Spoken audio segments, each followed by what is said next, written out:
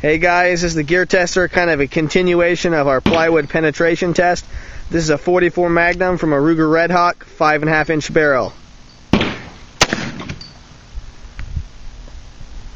Let's see what happened there. If I'm not mistaken, that went all the way through those sheets. Okay, so that's second sheet, third sheet, fourth sheet, fifth sheet, 6, 7. Oh, it did not go all the way through, so it is actually embedded. 7, it keeps going. Oh, that's the gas check. Oh, so how many boards is that? 1, 2, 3, 4, 5, 6, 7, 8, 9, 10. Stuck in the 10th. Now, what kind of bullet was that, Dr. Headshot? I think that's a 335 grain. 335 grain bullet? Hard cast. Hard cast lead bullet. So, similar to the kind that we shot out of a 357 Magnum with the Hornet A out of the 3-inch barrel. So, that's 1, 2, 3, 4, 5, 6, 7, 8, 9. So, we're going to have 9.5 inches of this plywood. So, that would be 2 inches more than the 357 Magnum out of a 3-inch barrel. So that 357 did a good job, but yes, it did. That 44 Magnum definitely does an even better job. Woo, that's amazing. Gas check. So the gas check is in the 7th board. Or no, that's the 8th board, 9 and then 10. Anyway, very good. Alright guys, welcome to the continuation of the TheGearTester's plywood penetration test. In a previous video I talked about 380, 38 Special, 357 Magnum, and this is before you that you see the excellent Ruger Red Hawk, chambered in 44 Magnum.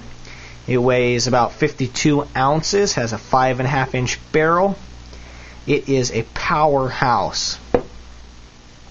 It is a double action revolver. It can also be shot single action by pulling the hammer back and firing it. When you pick up this Ruger Red Hawk, you feel like you are holding the Wild West in your hand. Although it's a modern gun, it has a flavor of a historic pistol.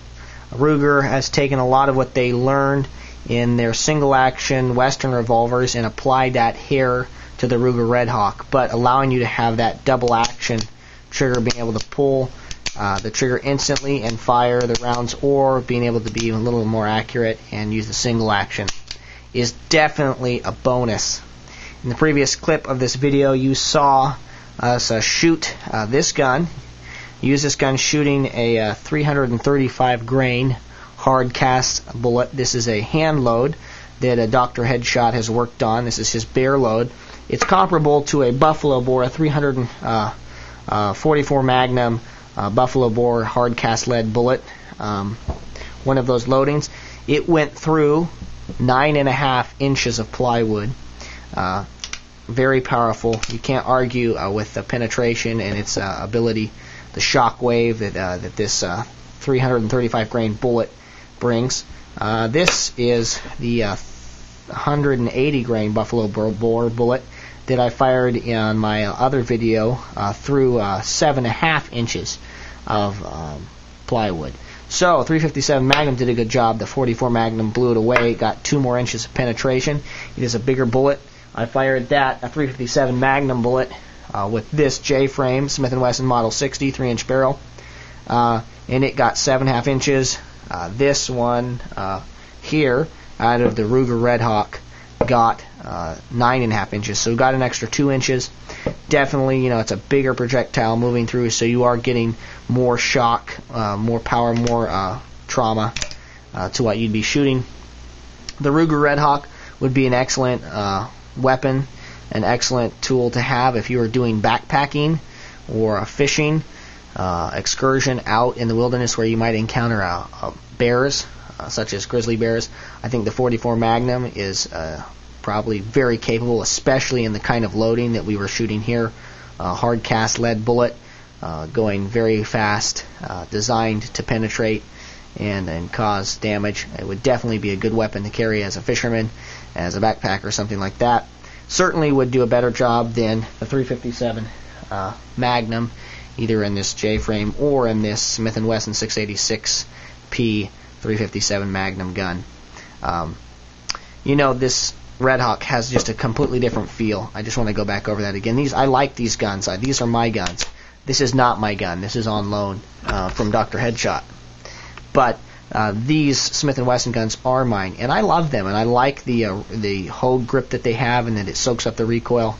That's something that does not happen here with this Ruger Red Hawk and these rosewood grips. They don't soak up the recoil in the same way that these Hogue's grips do. But when you hold this gun, you feel like you're a cowboy. You feel like you are riding across the plains, looking for buffalo, looking for cows to round up. And it has that flavor and that taste to it, which is just so cool. And I really like. This is an excellent gun. It is very accurate. You can expect a tabletop review of the Ruger Red Hawk chambered in .44 Magnum coming up in the next couple weeks. Guys, I really appreciate your views. I really appreciate your subscriptions. It keeps me motivated. It helps me know that you guys are watching my videos. It also helps me know what you guys continue to want me to produce. It keeps me motivated. Thank you very much for your time, for your views, for your subscriptions.